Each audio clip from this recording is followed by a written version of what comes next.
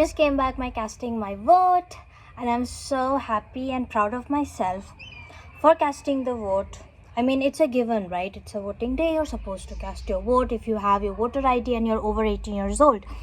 But that is not actually a given, because I understood from my work colleagues slash friends that they don't give a shit about voting. They are from other states and they either had to go or will have to go in the future. And when I discussed about it, oh, are you gonna avail leave, because Infosys is giving leave. I remember one of the last times it just said, okay, vote, come back, work. So I understand if that was a situation, but leaves are given for availing. Even then, they are not going to their hometown to cast vote.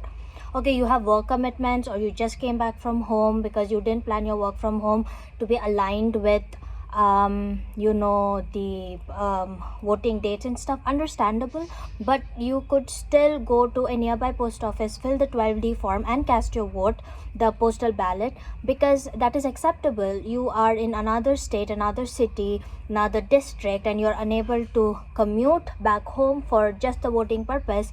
Understandable. But when I did research about it, go and tell each and every one of my colleagues who are from other states, they were not interested. And this shocked me, because I was so giddy when I got my voter ID for the first time, because I learned in school what it means to be a democratic country, that when you're considered an adult, that is at 18 years old, you are allowed to cast your vote and choose the leader that you would want your democracy to be led by. And the fact that these people did not care at all just makes me, I don't know, question the whole education system, their ecosystem that they're growing up in, and also maybe the leaders that you maybe don't look up to. They're like, oh, my vote doesn't make a difference. Every vote counts. That is why, what is the use of you being a citizen of India?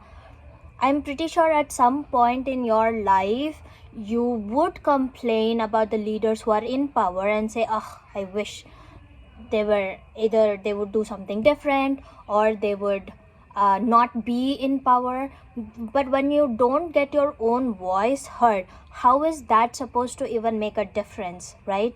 So this very lethargic and the most I don't give a fuck attitude by the educated population. That is what surprises me even more. If you didn't know, if you didn't go to school, or you didn't graduate from a good college, or you're not working in a corporate, I don't know what that life is, what their mindset is. But the fact that your organization is giving you the opportunity to go cast your vote, your colleagues are requesting you to please go and cast your vote, and you have your ecosystem which is supporting that. We have work from home, even if you didn't want to avail your leave.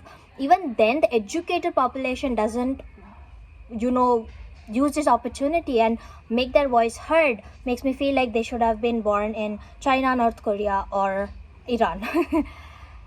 Anyway, so I have kind of lost hopes from educated people, because there have been so many incidents in my life where I'm like, hold on, you shouldn't be doing that. You should be like polite to other people. You're supposed to be following the rules. You're supposed to take your stand. And I have seen so many examples that right now I wouldn't say lost hope in educated folks. No, it's just that you as a person, it need not reflect what your education has to be. I have heard of incidents where educated people ask for dowry in marriage, or a person who's working in a medical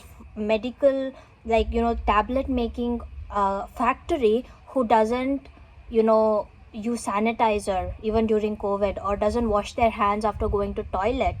And I know educated folks who don't care for traffic rules and just zoom by just because the other lanes are not moving fast enough for them, and honking. And so it's like, you just have to have principles, whether you are a graduate, postgraduate, PhD, whatever, and you're supposed to have love for your country and respect for your country.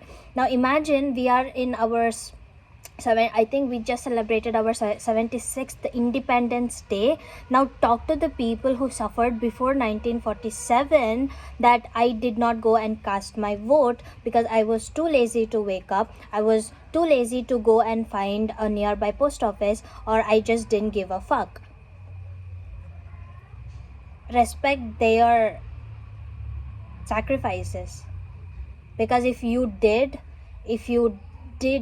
do respect Bhagat Singh and Subhash Chandra Bose and all amazing fighters that we have had, if you did learn your history the proper way as you're supposed to, you would be like me. You would follow rules and you would make your voice heard. But I don't know. I'm very disappointed. Just hope that the Gen Z who are now, and whatever is after Gen Z, like the ones who are turning 18 now, they look at my video. You need not subscribe to my channel because I don't care. I just want you to be responsible Indian citizens.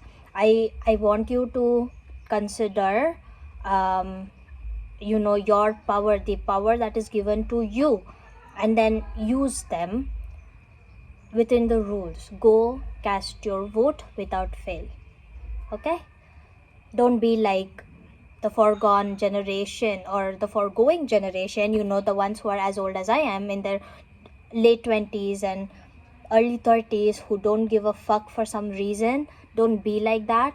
Be responsible citizens. Go cast your vote and make your voice heard, because we are in a democratic country and we should love our Bharat, our India, and we need to participate in all that the leadership of our country says, whether or not we respect them. I don't like people who call the prime minister as Yunu, Aunu and all, including my own best friend who disrespects, or anybody for that matter. Like, be respectful of the prime minister and everybody else, for instance the chief minister, and everybody. Be respectful of the position that they hold. Be respectful. Disagree with what decisions they take, not them as a person. Don't try to degrade them, because in turn you're degrading yourself. So with that, I cast my vote.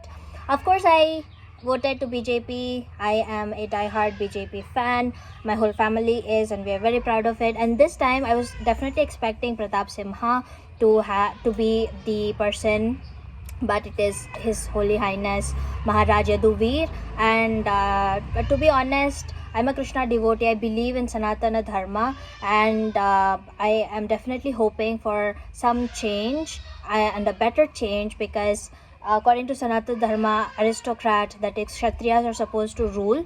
So now let's see how Maharaj Yaduvir does it, because he's a Kshatriya and his family has ruled Mysore for so long. So with that, मेरा बुलावा आ गया है. Bye.